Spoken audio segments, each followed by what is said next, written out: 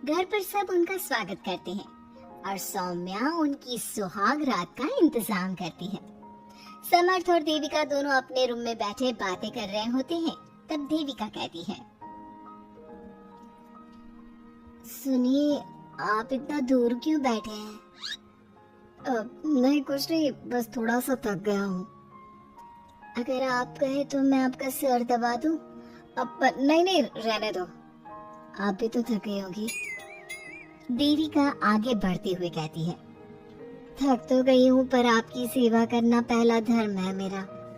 देविका झट से समर्थ के पैर पकड़कर दबाने लगती है।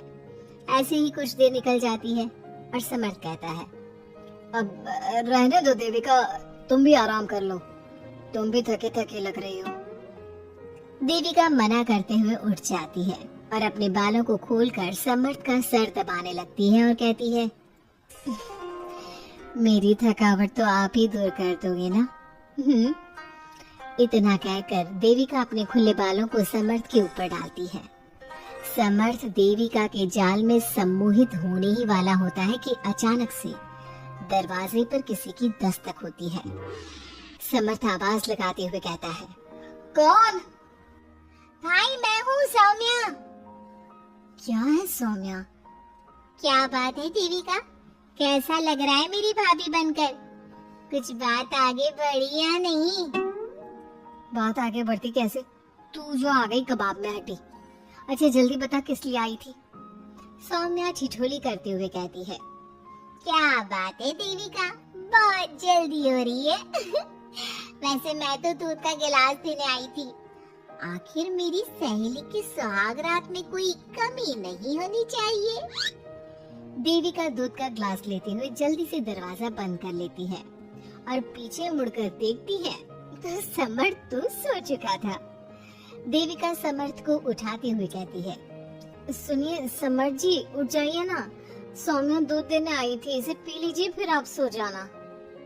समर्थ नींद में उठता है और दूध पीकर फिर से सो जाता है।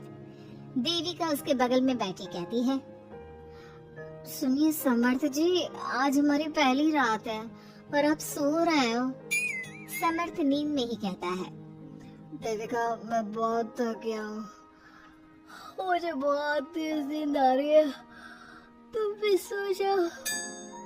सोने के लिए तो पूरी रात पड़ी है, अब उठिए ना और कुछ देर मुझसे बात तो करिए। देविका जिद करते हुए समर्थ उठकर बैठ जाता है और कहता है, बोलिए देविका जी, आपका हुक्म सर आंखों पर। सुनिए, मैंने सुना है कि पति अपनी पत्नी को पहली रात कोई तोहफा देता है, आप मेरे लिए कुछ नहीं लाए क्या? वो मैं कैसे भूल सकता हूँ, लाया हूँ पर वो दूसरे रूम में रखा है। तो दिखाइए ना क्या लाए हैं। अरे अभी तो कहा कि तुम्हारा गिफ्ट दूसरे रूम में है, तो जाकर लेकर आइए ना। अगर अभी गया तो घर के सब लोग जाग जाएंगे और 10 तरह के सवाल जवाब करेंगे। मैं सुबह दिखाता हूँ ना। समर्थ इतना कहकर लेट जाता है और लेटे लेटे देविका से कहता है, अच्छा सुनो देविका, मुझे बहुत नींद आ रही है, मैं सो रहा हूँ, तुम भी सो जाओ। देविका समर्थ की बात सुनकर कहती है, आपको तो हमारी पहली रात की कुछ पड़ी ही नहीं है। इतना कहकर देविका भी उसके करीब आकर लेट जाती है और सो जाती है। अगली सुबह अधीरा समर्थ के रूम में सफाई करने आती है और देविका को उसके करीब लेटा देख रोने लगती है। रोने की सिसकी सुनकर समर्थ की आंख खुल जाती है। वो उठकर देखता है कि अधीरा उसके कमरे में रो रही है। उसे देखते ही समर्थ बहुत गुस्से में आ जाता है और अधीरा से कहता है, अधीरा, तुम सुबह सुबह क्यों रो रही हो? तुम्हें यहाँ नहीं आना चाहिए था, जाओ यहाँ से। समर्थ अधीरा का हाथ पकड़कर रूम के बाहर कर देता है और कहता है, अब बिना दरवाजा नॉक किए अंदर मत आना। इतने में देविका भी आ जाती है और समर्थ को भड़काते हुए कहती है, हाँ समर्थ जी, ये रो रो कर हमारे घर में अपशगुन कर रही है और अब ये देखो कैसे मगरमच्छ के आंसू दिखा रही है। इतना कहकर देविका अधीरा का हाथ पकड़कर घसीटती है और कहती है, अब क्या रोती रहेगी या कुछ काम भी करेगी? मुफ्त में रोटियां तोड़ने को नहीं मिलेगी यहाँ पर, चल उठ यहाँ से और कुछ काम कर। अधीरा वहां से उठकर रोते रोते चली जाती है और जाकर रसोई में सबके लिए चाय बनाती है और चाय जाकर पहले अपनी सास को देती है। चाय पीते ही मंजू अधीरा को गुस्से से कहने लगती है, लगता है मुझे मारने की साजिश कर ली है। अरे अभी तक तूने ढंग की चाय बनाना नहीं सीखा। इतनी मीठी चाय बनाई है कि कहीं मैं शुगर की बीमारी से मर ही ना जाऊं। अरे जा जाकर तू मर कहीं। अधीरा मंजू की बात सुनकर दुखी होती है। इतने में सौम्या वहां जाती है और कहती है, ये लो, महारानी अभी यहीं बैठी है और मैं पूरे घर में देख आई। अरे ओ महारानी, यहाँ बैठकर किसका मातम मना रही हो? उठ यहाँ से और जाकर हमारे कपड़े धो, बहुत कपड़े पड़े हैं धोने को। अधीरा वहां से कपड़े धोने चली जाती है और बैठे बैठे खुद को कोसने लगती है। हे भगवान, मुझे उठा ले तो अच्छा है, मैं थक गई हूँ इस जिंदगी से। ऐसे ही कुछ दिन निकल जाते हैं। अब समर्थ भी अपने काम पर जाना शुरू कर देता है। एक शाम अधीरा घर के सारे काम करके अपने रूम में आराम कर रही थी और मंजू अधीरा को आवाज लगाते हुए कहती है, अरे आ कल मुही, अगर आराम हो गया हो तो आकर मेरे पैर दबा दे।